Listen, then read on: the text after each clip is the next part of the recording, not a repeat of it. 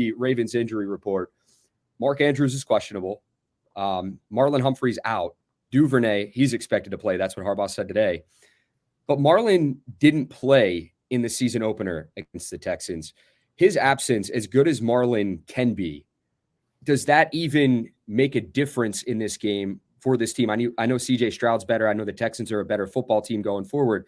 And number two, just to piggyback off the injury report questions while we're talking about that, do you want to see Mark Andrews play in this game, or would you rather hope that the Ravens win and save him for that AFC Championship game here in Baltimore if that happens? Yeah, to your point, Mike McDonald's done a great job of using the guys that he's had to make plays. Marlon Humphrey, definitely, in my opinion, top 5, top 10 cornerbacks in the league. Him being out there 100% would be ideal. But if he's not ready to go, best not have him out there. Best not have him be a liability. They have Kyle Hamilton, who's really the engine that stirs this whole thing along with Roquan Smith. So keep him in the sideline. You have Arthur Marlette. You have Brandon Stevens out there who can really shore up that DB field. So keep him out for another week. If he's ready to go next week against the Chiefs or the Bills, what have you, sure. If not, hold him off as long as you can. But I'm not really too much concerned about Marlon Humphrey being out, just because the guy that's really the main force on this defensive backfield is Kyle Hamilton, and he looks like he's going to be a go.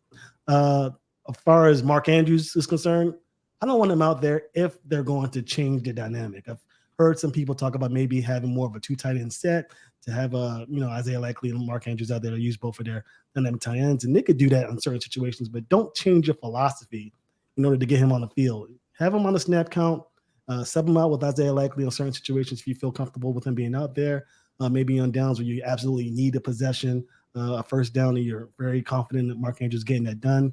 But don't change too much of what's been working. The Ravens have been doing very well in his absence, and I know having a guy like Mark Andrews, he's still, in my opinion, probably the best tight end in the league with Travis Kelce falling off a bit.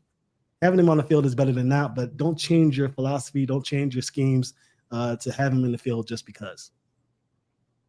Yeah, Sam, I think you tweeted it earlier today, and it might be the most true thing I've ever seen on Twitter. I'm just so excited for this game to be over so I can hopefully never hear the year 2019 ever again, because it's just, I need us to get past that. The Ravens fans are holding on to 2019, all that stuff.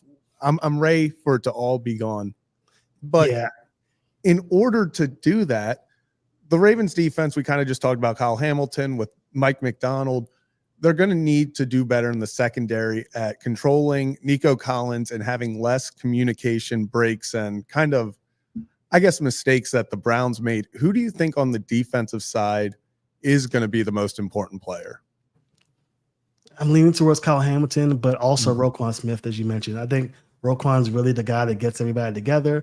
Kyle Hamilton's just the guy that disrupts everything. I mean, he can play at any position, and he could be anywhere and still match up to that position. For instance, he could be at the line of scrimmage and really tail off and become a DB or a safety or a linebacker or what have you. So that's really going to be the difference between what the Browns did and what the Ravens are going to do. The Browns pretty much played base defense and said, hey, my guys against your guys, we'll see what happens. And CJ Stroud up to that point has had troubles against man coverage, but he just tore them apart, and the Browns were unable to pretty much change their game plan prior to the end of the game. So the Ravens are definitely a different team in that regard. Mike McDonald loves to switch things up and make you think post and pre-snap.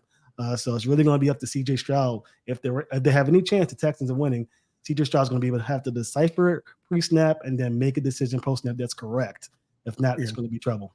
So do you think, in your opinion, with dealing with Nico Collins, are you moving Brandon Stevens with him, or do you like, having Ronald Darby and stuff, just kind of keeping the defense the same way we've been doing things? Well, that's a good question. I'm kind of wanting him to stay with them because that's pretty much their primary threat. But at the same time, like I mentioned earlier, you don't want to change too much of what's made you great. And having a guy shadow him the whole way really limits what you're able to do on defense in any given snap. So if you had to put a gun to my head, I'd say let's just play base and let these guys go to work. As long as Rocket Sin isn't really on as much, that's the concern, because Rocket Sin has proven to be a liability on defense. With Marlon Humphrey out, he's the guy who's going to have to really make plays, something that he hasn't done a great job of so far this season.